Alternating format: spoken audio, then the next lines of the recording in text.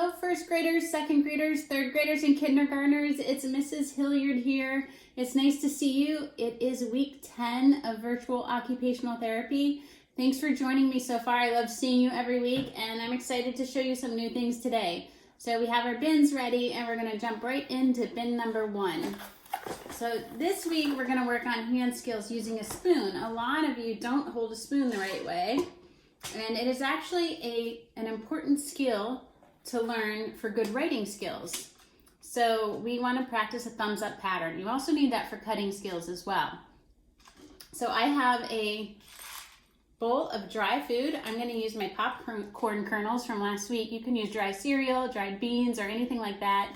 And then I have a container with a smaller opening so that we have to work on precision a little bit. So we're going to go ahead and hold that spoon using a thumbs up pattern. You might want to put a little dot here at the top of your plastic spoon with a marker so that your child knows to put their thumb on the dot and keep a thumbs up pattern when holding the spoon. So we are going to scoop the dry food and put it into the container. So if you think about the skills you're using a thumbs up pattern, you're using bilateral integration, 2 hands together. You're using a stabilizing hand to hold the water bottle or the container that you're scooping into, and you are visually tracking to make sure that those food items go into the container, which is an important reading and pre-reading skill to be able to track left to right and right to left. So we're going to do about 5 more of those. If you're working with me, we can count 1, 2, 3. And if you really want to challenge yourself, you can even move the container farther apart.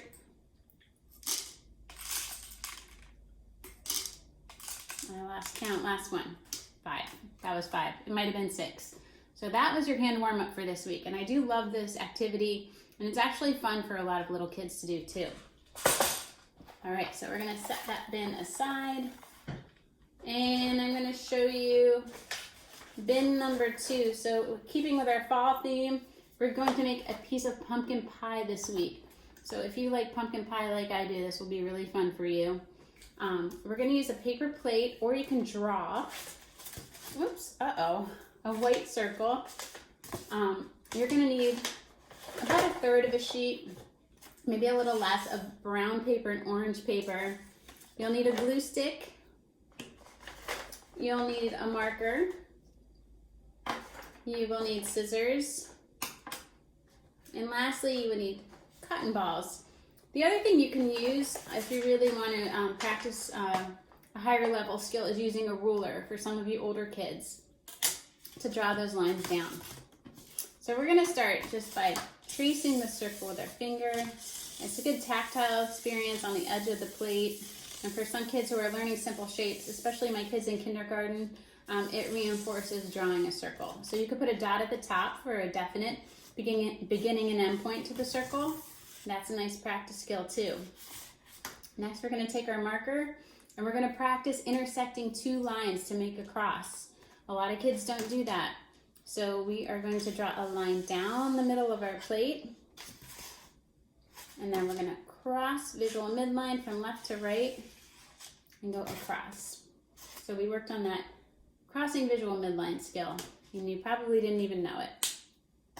Then we're going to take our scissors, and if your child is not showing hand preference, put them in the center, thumbs up, put it in the little hole, pick them up, practice opening and closing all the way up before you even start cutting, and then you can start cutting on the lines. Sometimes I just give the visual cue or the verbal cue: open, shut, open, shut, open, shut, open, shut, open, shut, open, shut. And we actually are only going to use 1/4 of this plate, so we can set those other 3 things aside, other 3 pieces. Now you're going to take your orange sheet of paper, and if you have it, a ruler, and we're going to draw 2 lines down.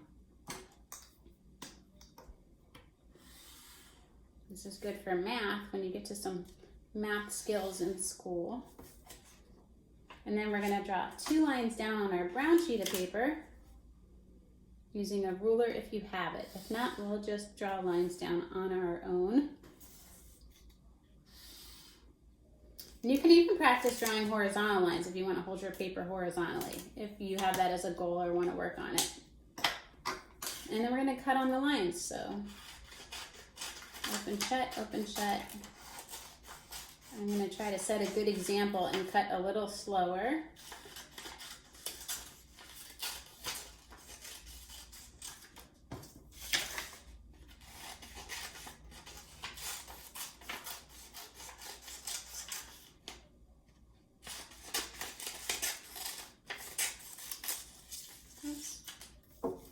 And then we're going to take those little pieces of paper and we can snip them.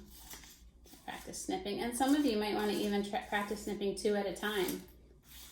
So you can be a little faster at snipping your pumpkin pie pieces. And if you don't want to snip, you can always rip. So we can rip. And you probably don't even need all of your paper. You can always make another craft with that, another piece of pumpkin pie. And I think we have enough. We're going to set these 2 aside. Now I'm going to do the crust first because that has the bumpy part of the plate. We can use that as a visual cue. So we're going to take our glue stick and just make a stripe of glue across the top. You can use Elmer's glue or a glue stick. And we're going to press those pieces of brown paper along the edge to make the pie crust. We can just line them up. And this works on pincer grasp,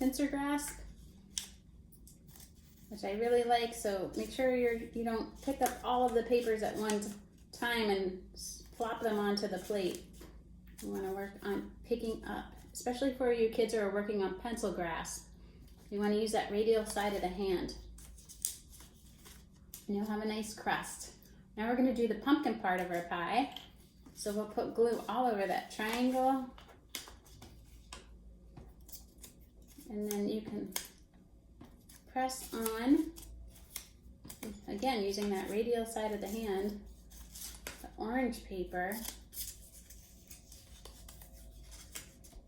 And look at that, I even did some in-hand manipulation. So getting that piece of paper to the tips of my fingers for some of you older kids who are working on the translation or in-hand manipulation skills, that would be good for you.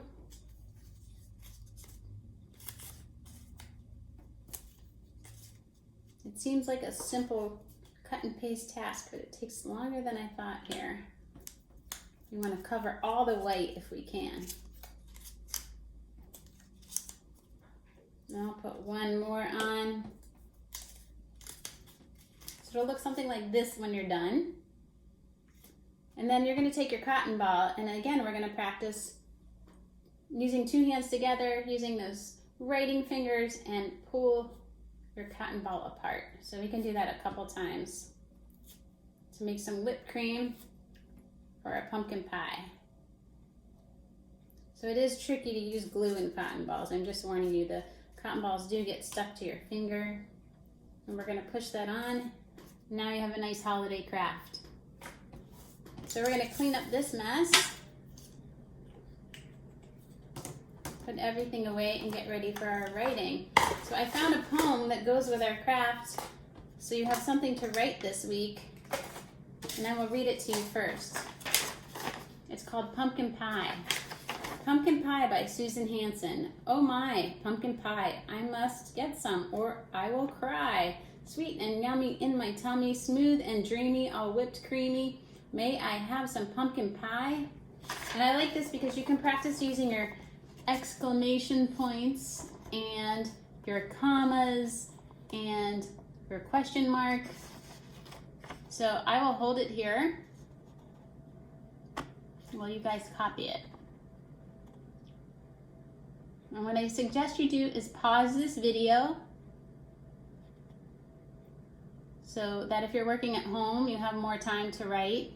Make sure you're keeping your letters on a line, leaving spaces between your words. You can always use your finger if you're a righty. It's harder to use finger spacing if you're writing with your left hand. You can always get a popsicle stick or a pencil to use as a space stick between your words.